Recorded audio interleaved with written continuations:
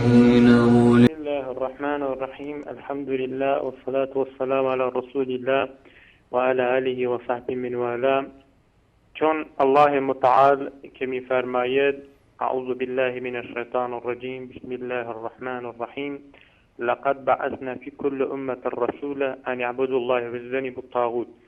خدای متعال می فرماید ما در هر ملتی پیامبری را فرستادیم به ندای توحید، برای کلمه طیبه لا اله الا الله، یعنی خدا را پرستش کنید و برای عبادت از غیر خدا پرهیز کنید، دور بشید.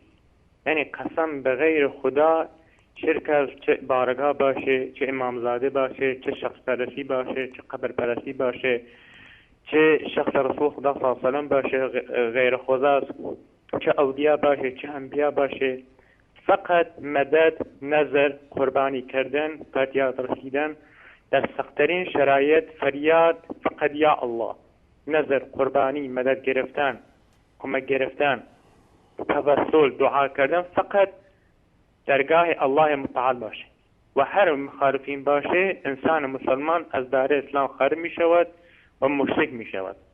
چون در آیه سوره نساء 48 می فرماید الله سبحانه و تعالی: هر کسی برای من شریکی قرار بدهد، توبه نکند، یعنی هر کسی برای خدای متعال شریکی قرار بشود، گناه تر از این که گناه بکند الله متعال او را می بخشد، ولی شرک را نمی بخشد.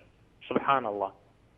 توحید یعنی یکتاپرستی. محتوای دعوت همه پیامبران علیه السلام در محتوای دعوتشان که خدا را پرستش کنید و از طاغوت دوری کنید. طاغوت یعنی طغیانگر، متجاوز.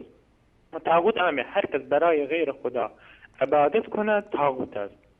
که در حدیث صحیح داریم که پیامبر صلی الله علیه و سلم میگه: من حلف بغیر الله فقط کفر او اشرک. کسی که به غیر خدا قسم بخورد دچار کفر یا شرک شده است. خدایا چنان کن سرانجام کار تو خوشنود باشی. و ما رستگار پدرام صواتی هستم از کردستان ایران. السلام علیکم و رحمت الله و برکاته. علیکم السلام و رحمت الله و برکاته. درود بر این برادر عزیز کرد و همه ملت شریف کردستان.